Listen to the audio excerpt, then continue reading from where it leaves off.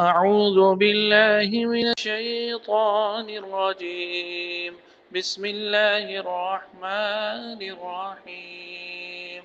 هل أتاك حديث الغاشية وجوه يومئذ خاشعة عاملة ناصبة تصلى نارا حامية تسقى من عين آنية حل اتاکا کیا پہنچی ہے آپ کے پاس حدیث الغاشیہ خبر اس کی جو ڈھانپنے والی ہے وجوہ کتنے چہرے یومئذ اس دن خاشعہ ذلیل ہوں گے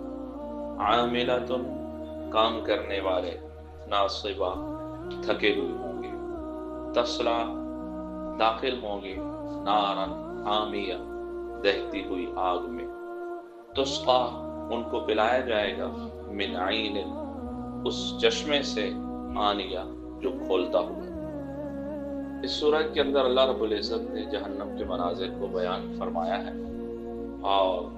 قیامت والے دن کی دہشت کو بیان فرمایا ہے فرمایا کیا تمہارے پاس خبر آئی ہے الغاشیہ ڈھانپنے والی کی چھا جانے والی کی قیامت کے مختلف نام ہیں ایک نام غاشیہ بھی ہے ڈھانپنے والی جو ہر چیز پر اس کی دہشت چھا جائے گی کتنے چہرے اس دن خاشعہ ذلیل خوار ہوں گے کام کرنے والے تھکے ہوں گے دنیا میں بڑی مشقتیں برداشت کی محنتیں برداشت کی لیکن ایمان نہیں تھا طریقہ ٹھیک نہیں تھا تھکے ہوں گے وہاں پر جہنم کی آگ میں داخل ہوں گے اور جہنم کی آگ میں بھی مختلف قسم کے عذاب ہوں گے کبھی ایک عذاب کبھی دوسرا اس میں بھی تھک جائیں گے تسلا نارا حامیہ دہتی ہوئی آگ میں داخل ہوں گے اور ان کو پلایا جائے گا من عین آنیہ گرم کھولتا ہوا پانی رسول اللہ صلی اللہ علیہ وسلم نے ارشاد فرمایا